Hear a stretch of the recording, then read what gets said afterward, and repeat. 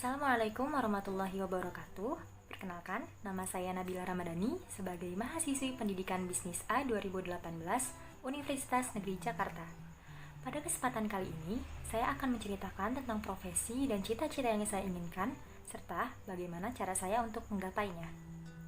Sebelumnya, saya berterima kasih kepada dosen kami yaitu Ibu Terry, dosen komunikasi bisnis, yang telah membimbing dan mengarahkan kami sehingga kami dapat mengerti tentang komunikasi bisnis.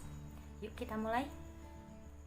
Sebenarnya, antara profesi dan cita-cita yang saya inginkan adalah dua hal yang berbeda. Tapi pada kesempatan kali ini, izinkan saya untuk mengkombinasikannya. Cita-cita yang saya inginkan adalah menjadi hafizoh, sedangkan profesi yang saya inginkan adalah menjadi pebisnis. Kita mulai dari cita-cita dulu ya. Cita-cita menjadi hafizoh. Hafizoh adalah orang yang menghafal serta mengamalkan apa yang ada di dalam Al-Quran dan insya Allah dapat menyebarkannya.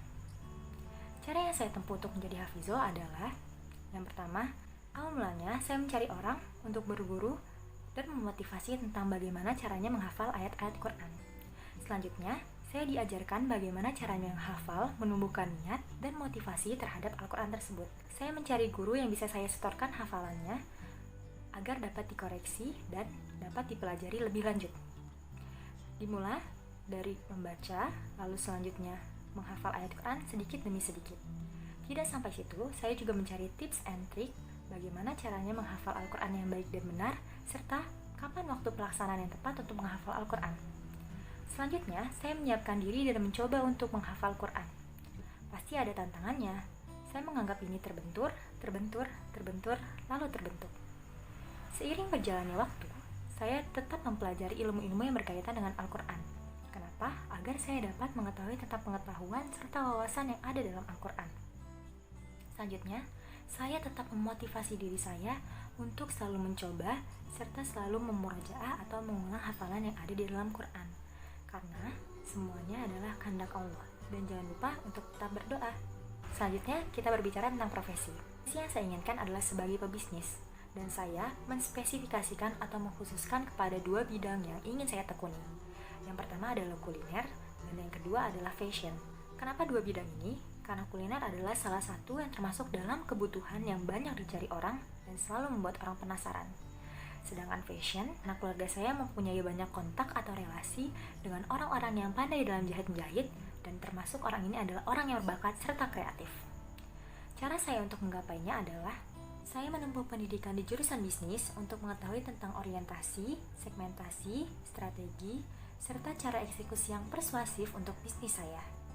Dan di media sosial, saya mengikuti akun-akun yang berkaitan dengan bisnis, tips dan triks para pebisnis, podcast yang mendatangkan pebisnis yang berpengalaman, serta fakta, data, dan berita yang berkaitan dengan ekonomi dan bisnis.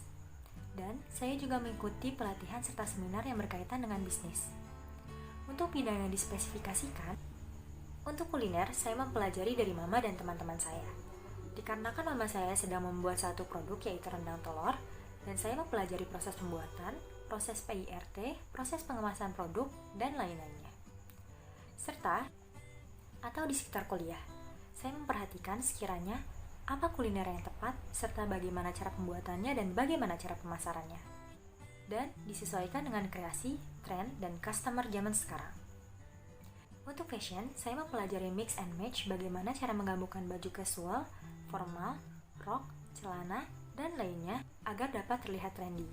Serta, saya mempelajari bagaimana cara pemilihan bahan, spesifikasi ukuran, baju, celana, rok, dan lain-lain agar lebih meyakinkan dan sesuai dengan ekspektasi pelanggan.